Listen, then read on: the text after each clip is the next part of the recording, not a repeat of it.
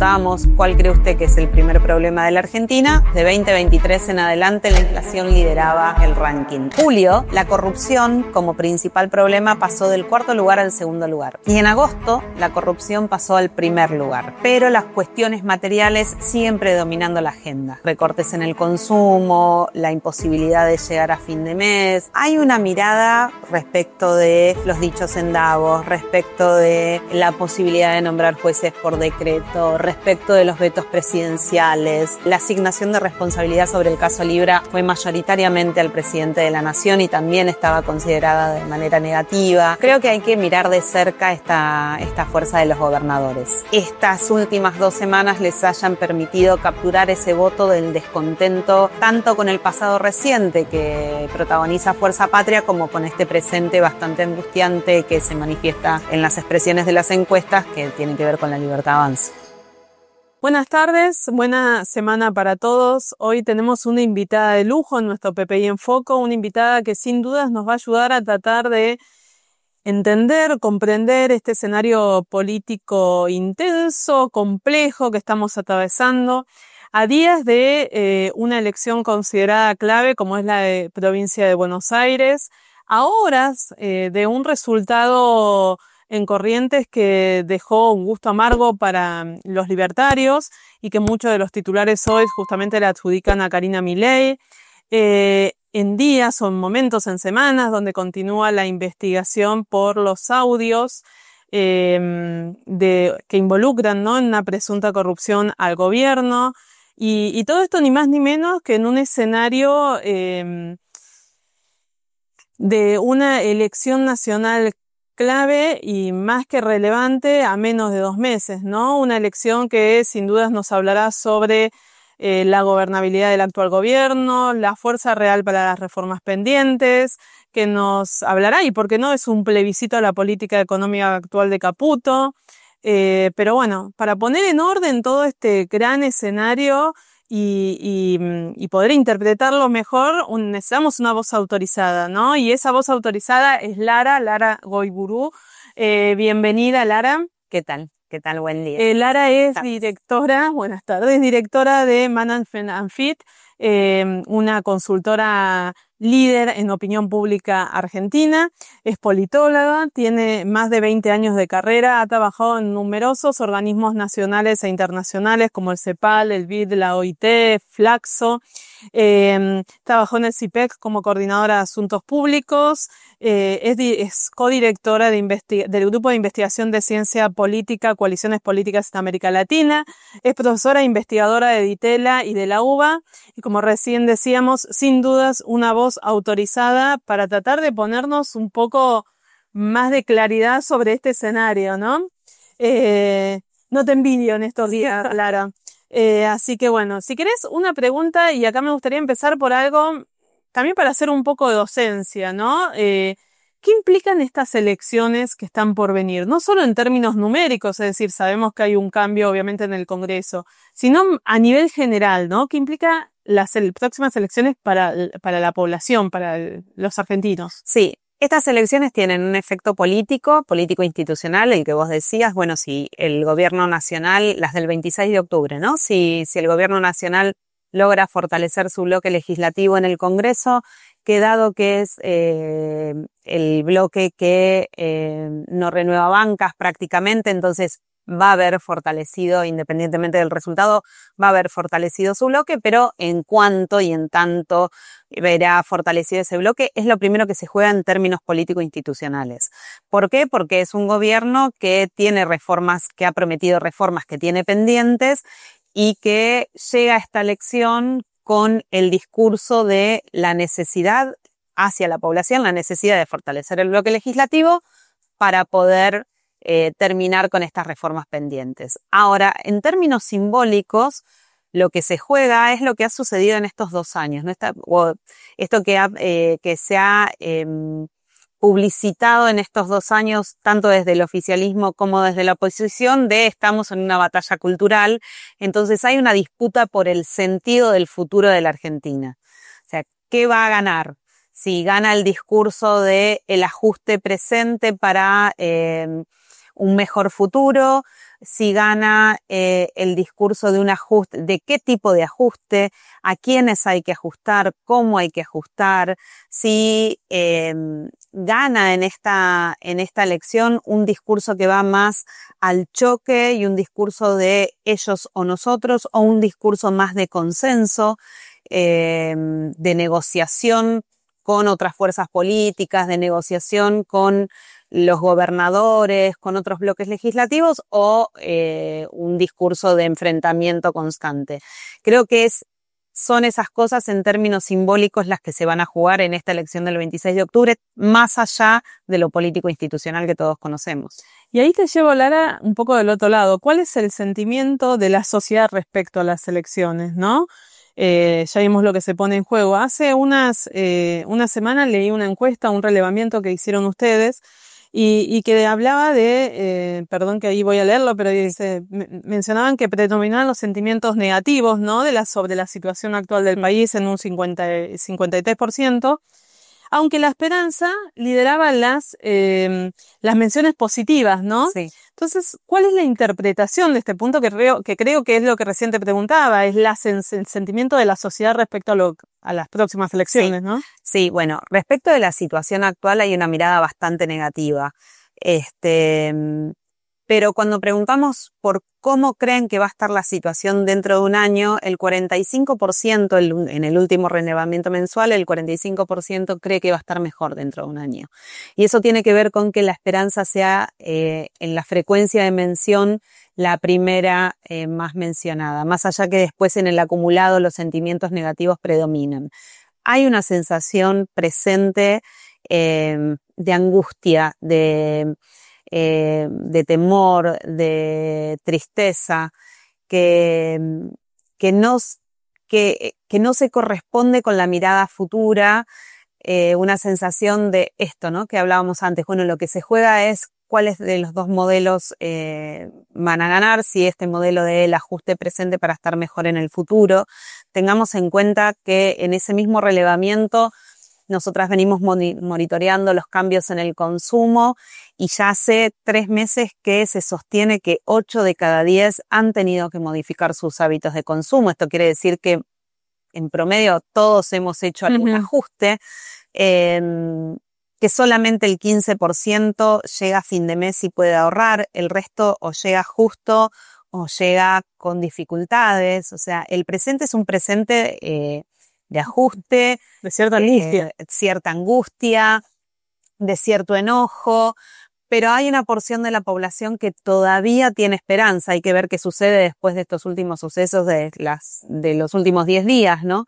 Pero por ahora no predomina porque es un 45%, pero hay un porcentaje de la población que tiene cierta esperanza respecto del futuro, y ahí hay que ver cómo se juega esto al momento de la elección. Dentro de los temas que afectan, o variables que afectan o preocupan a los argentinos, ¿cuáles serían las que hoy encabezan ese ranking? Bueno, durante varios meses, más de un año, la inflación vino liderando la primer preocupación de los argentinos. Cuando preguntábamos cuál cree usted que es el primer problema de la Argentina, bueno, desde 2023 en adelante la inflación lideraba el ranking. El último mes, vamos más atrás, en julio, la corrupción como principal problema pasó del 4º lugar al 2º lugar. Y en agosto la corrupción pasó al 1er lugar. Si eso va a ser determinante del voto, tanto en las elecciones de provincia de Buenos Aires como en las elecciones de octubre, tenemos que verlo. Lo que sabemos es que hoy la corrupción empieza junto con la inflación a ser un problema en el horizonte para los argentinos y las argentinas.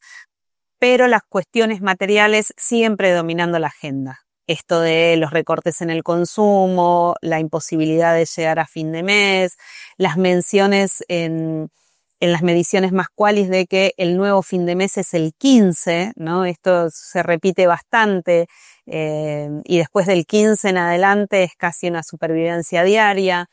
en muchas familias. Entonces, lo económico sigue siendo lo que domina la conversación, más allá de que la preocupación por la corrupción, que está vinculada a lo económico, ¿no? Porque la corrupción, en definitiva, tiene que ver con alguna malversación de fondos que la ciudadanía siente para sí misma en términos personales que son escasos, ha pasado a liderar las preocupaciones. Y un poco si hacemos un doble clic, obviamente, sobre la corrupción, y un poco era lo que hablábamos, bueno, antes cuando estábamos recién tomando un café, hablábamos de los audios, de todo lo que, la investigación, ¿no? Por el caso de Españolo. Hace poquito, ustedes también hicieron un relevamiento, y acá me gusta remarcar algunos de los números que tenía ese relevamiento justamente sobre este tema, ¿no? Y hablaba que más del 70 calificó el caso como grave, y casi el 60 consideró que los audios y los hechos denunciados eran verdaderos, ¿no? Sí. Y si bien el 51, me gustaba si bien, ¿no? Decía que alteraba la imagen del gobierno, sí.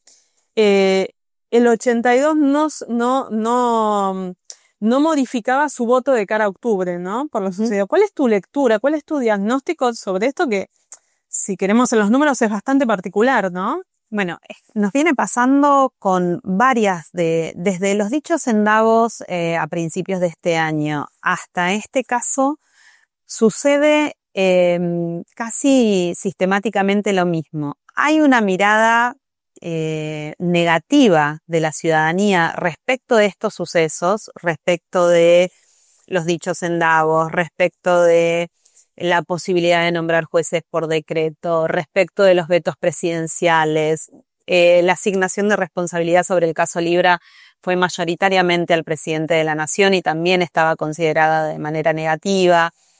Pero, sin embargo, a la hora de pensar el voto sigue predominando la polarización que viene predominando y viene siendo protagonista de la política en los últimos 20 años. Y ahí retomo de nuevo con esto, ¿no? Quizás pese más lo material, pese más la posibilidad de una estabilidad económica, el temor a la vuelta de un proceso inflacionario, que las actitudes vinculadas a la malversación de fondos o la corrupción. De todos modos, este caso tiene un matiz particular, que es que se dio en un momento muy específico, que fue justamente, o sea, se difundieron los audios en la misma semana que el Congreso logró dar de baja el veto presidencial a la emergencia en discapacidad, en una semana donde el relevamiento que habíamos hecho a nivel nacional daba cuenta de que el 67% de los argentinos estaban en contra de ese veto a la emergencia por discapacidad, y afecta a una población muy vulnerable. No son los mismos los afectados de Libra, que eran personas... Y llegan momentos diferentes. Llegan momentos diferentes, y aparte los afectados, si bien los acusados o los sospechados, en realidad, no los acusados, porque todavía la causa no acusó a nadie, los sospechados en estos audios parecieran ser los mismos personajes. En aquel momento también se habló de la hermana del presidente. El afectado, el directamente afectado, la población directamente afectada es distinta. En este caso es una población muy vulnerable que no puede cambiar por sí misma su condición, un tema que ya estaba en la mira y a muy poquitos días de una elección que va a ser clave para el gobierno nacional, que es la elección de la provincia de Buenos Aires. Entonces el efecto puede ser diferente. Y ahí, justamente hablando de cuál es el rol de la oposición en este escenario, ¿no? Una oposición para mí, esto es, digamos, ya personal desde mi manera de ver, una oposición fragmentada, quizás debilitada, no sé, esas son las palabras que yo uso, y cuál fuerza crees política opositora podrá capitalizar esto que está pasando, si hay alguna que crees que lo puede capitalizar, ¿no? Bueno, para Fuerza Patria es un poco complicado por el pasado, ¿no? Capitalizar este descontento, ya sea el descontento económico, ya sea el descontento más vinculado a la ética de la gestión pública. A Fuerza Patria se le hace difícil porque manda el archivo. Y ya cuando hay que explicar, es la frase, ¿no? Del que explica pierde. Sobre todo en tiempos de tanta velocidad en la comunicación, donde a veces las explicaciones son bastante más complejas de lo que requiere un reel de Instagram. Entonces, es difícil para esa fuerza que todavía sigue siendo la segunda fuerza en términos electorales, lo vemos nosotras, lo ven nuestros colegas, pero sin embargo es difícil que puedan capitalizar este descontento. Hay algunas terceras vías, de hecho con la elección de ayer en Corrientes también volvió a estar en la primer plana de los diarios, que es esta fuerza de los gobernadores a nivel nacional y a nivel provincial de cara a las elecciones del domingo 7 de septiembre, estas nuevas fuerzas como Potencia, Hechos, Somos en las secciones del interior de la provincia de Buenos Aires, que pueden llegar a capitalizar este descontento, pero no a disputar los primeros lugares, dados los cortos tiempos. Podría ser una sorpresa de cara a octubre que los gobernadores lograran disputar los primeros puestos. Habrá que verlo. De cara a las elecciones del domingo, no pareciera que pudieran hacer esto, Somos, Hechos, Potencia, pudieran dar esta pelea, pero sí quizás estas últimas 2 semanas les hayan permitido capturar ese voto del descontento tanto con el pasado reciente que protagoniza Fuerza Patria como con este presente bastante angustiante que se manifiesta en las expresiones de las encuestas que tienen que ver con la Libertad Avanza. Justamente esa era una de las preguntas, ¿no? ¿Cuál era tu visión sobre la Liga de los Gobernadores, si se quiere, y si, bueno, con un poco más de tiempo pueden ocupar un lugar más importante dentro del escenario político nacional ya, ¿no? Sí, ya nacional. Creo que si la estrategia se plantea de manera correcta y dada la coyuntura nacional, pueden mejorar la performance de acá a octubre. Ellos mismos plantean que su objetivo es 2027, ¿no? Uh-huh. Y esto ha sido histórico. Por diseño institucional en la Argentina, el presidente tiene que gobernar con los gobernadores, no puede gobernar solo. Y creo que los gobernadores han puesto esto sobre la mesa. Han acompañado durante estos primeros 2 años en el legislativo, con el voto de sus legisladores, varias de las reformas que el presidente, que el Poder Ejecutivo Nacional propuso. En los últimos 6 meses han puesto sobre la mesa algunas dificultades en la gestión, especialmente vinculadas a la obra pública y al deterioro de por ejemplo, rutas nacionales que las provincias necesitan para poder mantener viva la actividad económica. Frente a la falta de escucha surge esta tercer fuerza, y en este contexto de contracción económica y de una problemática vinculada a la corrupción, probablemente algunos puntos sumen de cara a octubre. Sí. Y acá te llevo ya a lo que podría suceder el próximo domingo. En realidad, bueno, para los que votamos, yo voto en provincia, así que soy una de las que tengo la dicha de ir a votar el domingo. ¿Cómo puede influir el resultado de la elección, ¿no?, de provincia en la nacional, y en especial cómo puede influir una derrota? No sé si tenés alguna encuesta reciente que hayan hecho. ¿Qué sería una derrota, no? Porque muchas veces hablamos de, bueno, una derrota. ¿Qué es una derrota en términos numéricos? ¿Cuándo consideraría una derrota con impacto? Bueno, ahí hay el diario del lunes van a ser un diario de múltiples lecturas. Hay una lectura que es provincia de Buenos Aires como faro hacia octubre. Si nosotros pensamos que en octubre la provincia es un solo distrito en el que sobre el que se van a distribuir los 35 diputados que renueva la provincia de Buenos Aires, el total provincial que saquen cada una de las fuerzas este domingo que viene va a ser una señal del total que puede sacar y la cantidad de diputados que se pueden sacar en octubre. Esa va a ser una lectura. Entonces, tanto Fuerza Patria como la Libertad Avanza, que hoy son las 2 fuerzas que están liderando las encuestas, van a mirar ese número de cara a octubre. Para la provincia hay otra elección que es la elección, o sea, para el gobernador hay otra elección que es la elección que se va a dar sección por sección, porque el gobernador está poniendo en juego la legislatura provincial y la posibilidad de su gestión en los 2 años que le restan. Entonces, cómo fortalezca o no cada fuerza su bloque legislativo en la legislatura provincial va a ser otra lectura distinta. Entonces, se puede... Hay mucho material. Mucho material. Se puede ganar o perder en términos totales de votos, pero después cómo se gane o se pierda en términos de votos en cada sección va a implicar cómo se va a estructurar la legislatura en los próximos la legislatura provincial en los próximos 2 años. Y después hay otra lectura. ¿Qué pasa con la tercera sección electoral? Que es el bastión del peronismo y del peronismo-kirchnerismo.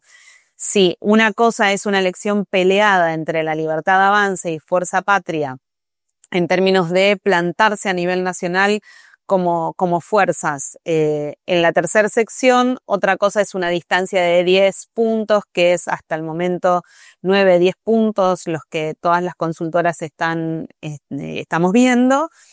Y otra cosa es La Libertad Avanza ganando en la tercera sección. Hay que ver qué es lo que se da el lunes. El escenario más probable es que tengamos una elección peleada en la primera y en la tercera, que es donde se concentra el 70% del padrón de la provincia. Por eso también de cara a octubre son las 2 secciones que todos los medios van a estar mirando con lupa. Y que en el resto de las secciones que han sido tradicionalmente más reacias, o al peronismo le ha costado más hacer buenas elecciones en el resto de las secciones, es probable que tengamos una ventaja o por lo menos una elección peleada donde haya alguna ventaja de La Libertad Avanza. Hasta ahora esos son los números, pero como decimos en la Argentina, no falta nada hasta el domingo y falta muchísimo respecto de la agenda de noticias que todos los días tiene un titular nuevo.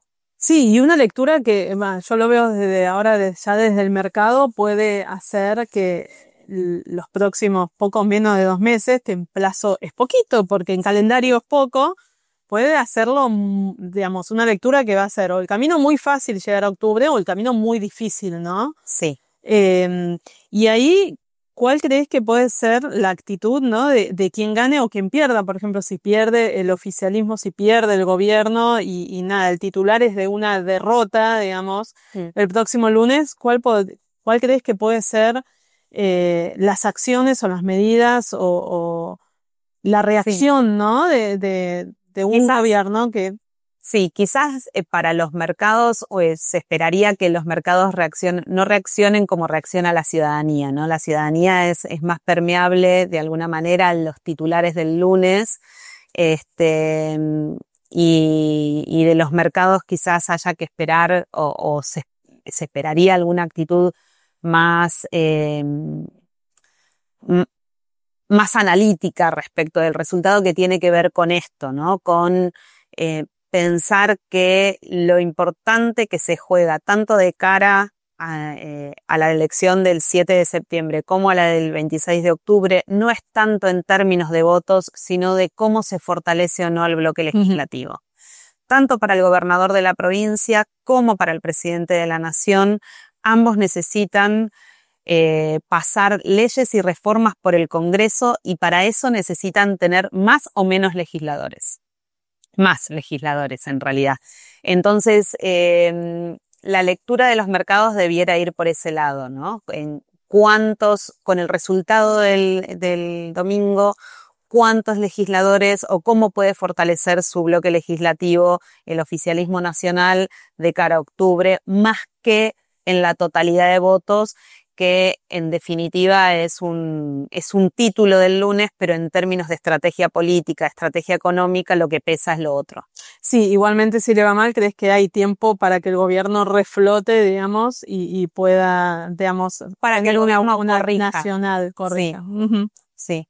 Y acá te hago una pregunta que mucho se habla hoy, se habló en las últimas elecciones ya, digamos, que es la participación, ¿no? Una participación, y hoy leía todos los análisis políticos apuntan, digamos, al rol que va a jugar justamente una participación alta o baja en las elecciones. ¿Cuál es justamente tu diagnóstico sobre a quién beneficiaría una participación baja el próximo domingo, por ejemplo, ¿no? Bueno, ahí hay múltiples lecturas. A juzgar por las campañas que están haciendo ambas fuerzas que lideran, ambas llamando a votar, pareciera que puede perjudicar o beneficiar a los dos, porque las dos fuerzas están llamando a votar. Creo que una baja participación puede facilitar, dependiendo de las secciones de nuevo, pero puede facilitar, puede allanar el camino al gobierno en el sentido de que muy probablemente, en esto que vos decías, ¿no? 8 de cada 10 dijeron no, esto que sucedió no cambia el sentido de mi voto, pero 16% nos decía que sí. Hay que ver cómo lo cambia, ¿sí? Ese votante probablemente sea el desencantado del oficialismo nacional, que ese desencantado traslade su voto a la opción polar, que es Fuerza Patria, es muy difícil por cómo se vienen dando los números en los últimos 8 o 9 meses. Ahora, si se van a terceras fuerzas o si se va, es muy marginal, ¿no? Es un número muy marginal, o si se va al ausentismo, puede cambiar un poco. O sea, es un rol importante el que juega la participación. La participación juega un rol importante. Hay que tener en cuenta que es una elección legislativa. Las elecciones legislativas siempre han tenido una participación más baja en términos históricos que las elecciones ejecutivas. Y hay que después mirar dónde se da esa baja participación, ¿no? La semana que viene, ya no el lunes, pero probablemente los días subsiguientes vamos a estar mirando dónde se participó más, dónde se participó menos, qué sectores, en qué ciudades, en qué distritos, en qué secciones se fue menos a votar, porque ahí nos va a dar la pauta de dónde se encuentra el descontento. Perfecto. Y ahí, bueno, ya te llevo un poco para las elecciones nacionales, que en realidad a ver, entiendo que no podemos hablar mucho sin antes pasar el próximo domingo, ¿no? Pero ¿cuál crees que sean que pueda ser una sorpresa en la elección nacional de octubre, ¿no? Bueno, creo que hay que mirar de cerca esta fuerza de los gobernadores. En un contexto tan convulsionado político y económico, creo que hay que mirar si esa tercer fuerza que empieza a estructurarse de cara al 2027 logra capturar una intención de voto mayor que la que tiene hasta el momento. Yo miraría esa tercer fuerza, porque dentro de Fuerza Patria lo que tenemos son los mismos, o sea, quienes encabezan las listas son los mismos liderazgos de siempre, algo que va muy a contramano de lo que viene marcando la sociedad también, ¿no? De la necesidad de figuras nuevas, de recambio, figuras tradicionales de la política argentina con imágenes negativas muy altas. Entonces creo que la sorpresa no va a estar por ahí, sino que va a estar por estas terceras fuerzas, especialmente la fuerza de los gobernadores, que ayer independiente, hay que ver qué pasa con Valdés, si se suma o si no se suma, digo, si Corrientes se suma o no se suma, pero ayer todos los gobernadores de esta nueva fuerza salieron a saludar el triunfo de Valdés, y esto puede estructurar no solamente lo que pase en octubre, sino la dinámica de negociación política legislativa en los próximos 2 años. Bueno, y acá, Lara, ya me gusta cerrar conociéndote un poco más y que todos te conozcamos un poco más, sobre todo digamos, en un trabajo, en una carrera, digamos, que justamente hoy hablamos, es estresante. En Argentina no es politóloga, ser politóloga no es una tarea fácil, está claro eso. Y acá preguntarte un poco algo ya más personal, si quieres, en tu carrera, con tu elección de vida, ¿no? ¿Y qué es lo que te llevó a estudiar ciencias políticas en Argentina, en un país como Argentina?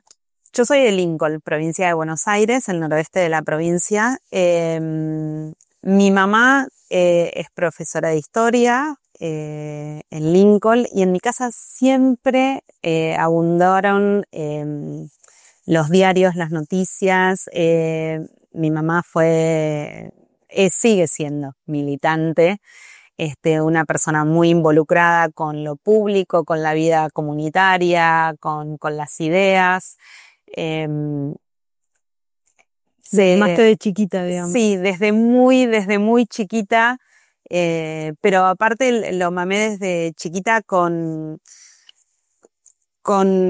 mucha libertad de escucha y de opinión.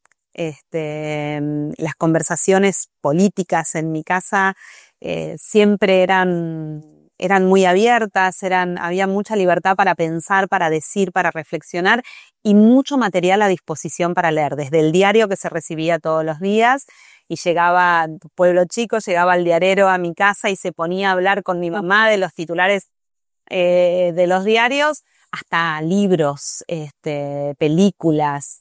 Siempre fue muy un tema, casi que no había otra opción, no había otra opción, era eso. No había opción. Y si me tenés que hablar de algún proyecto en los que has participado, hoy veíamos, vos trabajaste en un montón de organismos, tanto nacionales como internacionales, ¿no? ¿Algún proyecto que te haya marcado especialmente? Uy, muchos. Muchos. He tenido la fortuna, yo siempre digo que soy muy agradecida de mi carrera. Todo lo que conocí, lo conocí gracias a mi carrera, desde personas hasta instituciones, hasta diálogos y discusiones en las que he estado que me han enriquecido muchísimo. Proyectos, el plan estratégico agroindustrial en su momento, donde me tocó interactuar con universidades para pensar un plan estratégico agroindustrial, la posibilidad de trabajar con un organismo como Fundari a través del BID en pensar el desarrollo minero en la Argentina, mis clases de federalismo y gobernabilidad con Luis Tonelli en la Universidad de Buenos Aires. Viniendo de Lincoln, provincia de Buenos Aires, siempre me preocupó y creo que también fue lo que motivó estudiar esta carrera, cómo se podía lograr en Argentina un desarrollo equilibrado para que las personas pudieran crecer y desarrollarse en el lugar donde habían nacido.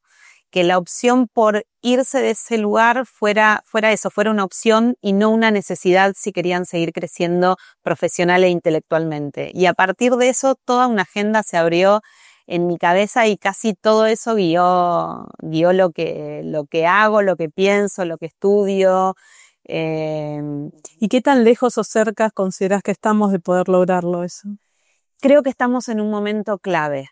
Creo que Argentina tiene muchísimas potencialidades en todo el territorio nacional, que en cada región de la Argentina existe una matriz económica regional que puede potenciar el resto de la cadena de valor local, que hay que poner mucha mirada en la educación para que cada persona pueda conocer su territorio y pueda conocer cuáles son las potencialidades económicas de su territorio y de cara al mundo, y una mirada muy fuerte en la infraestructura que necesita la Argentina, que es un país tan grande, para que todas las economías regionales puedan desarrollarse, sobre todo en términos logísticos, ¿no? La logística en la Argentina es muy cara, hay mucha potencialidad a nivel regional, pero la logística para explotar esa potencialidad es muy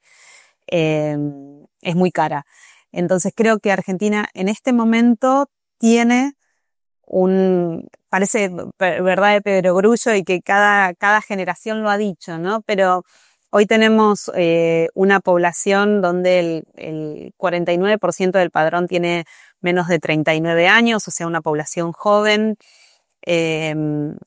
Tenemos una población joven con ganas de desarrollarse y con una mirada hacia el mundo. Entonces, me parece que es el tiempo de los consensos, mirando de la Ruta 6 para la cordillera, digo yo siempre, ¿no?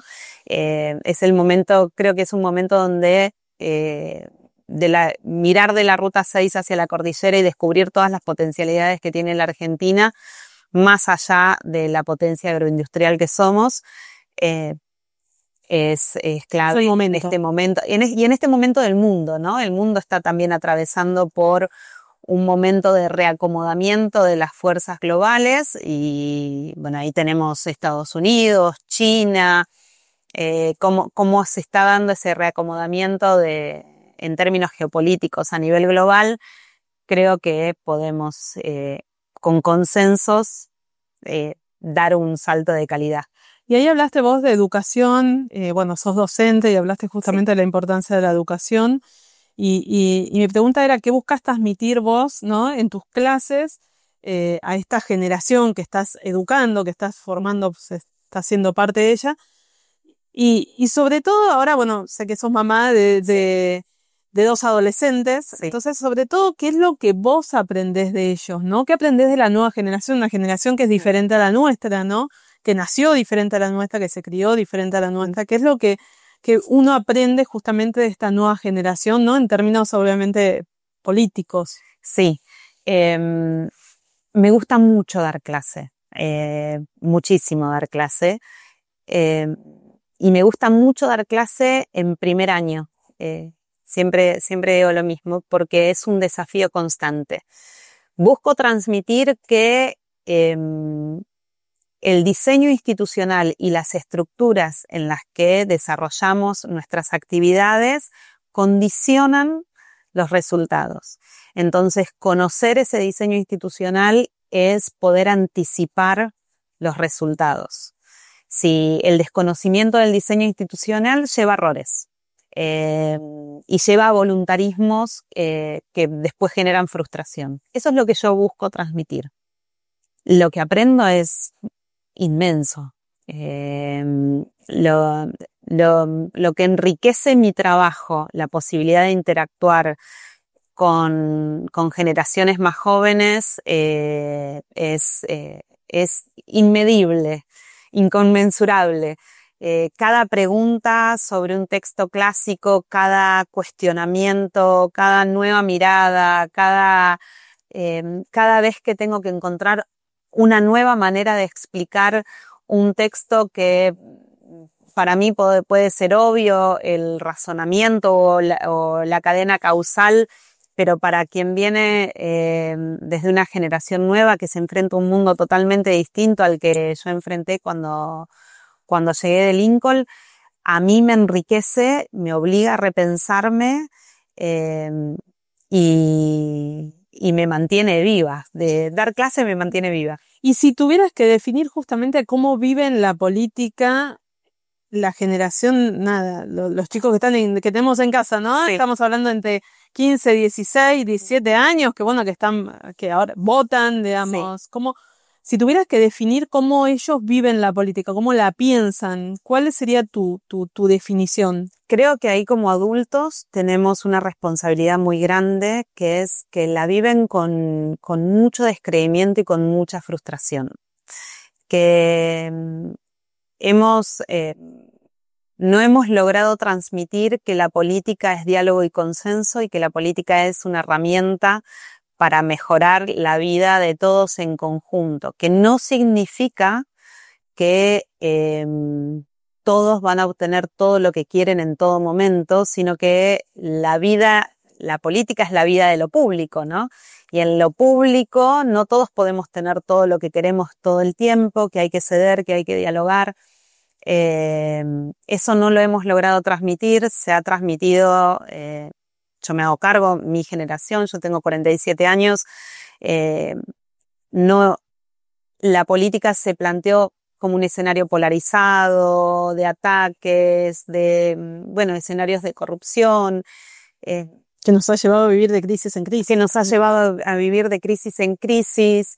Creo que ahí tenemos un desafío que es frenar y poder transmitirle, que es lo que yo intento hacer en mis clases, poder transmitirle a los jóvenes que de todas las herramientas que ha tenido la humanidad en todos estos miles de años, la política es la única herramienta que ha generado un resultado de paz.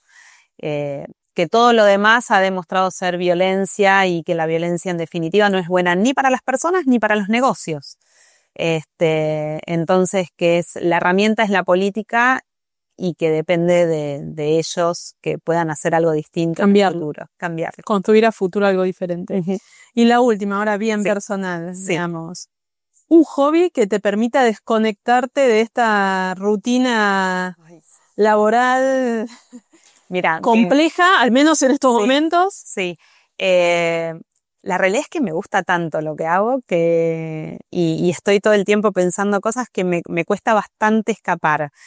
Creo que las cosas que hago para poder bajar 2 cambios, dirían los chicos, es estar con mis hijas, compartir con mis amigos. Tengo amigos que desde salita de 4 en Lincoln, con los que nos vemos periódicamente y son mi cable a tierra. Viajar a Lincoln, ir a mi ciudad, que es el lugar que me explica y me contiene. Todas las preguntas nacieron ahí.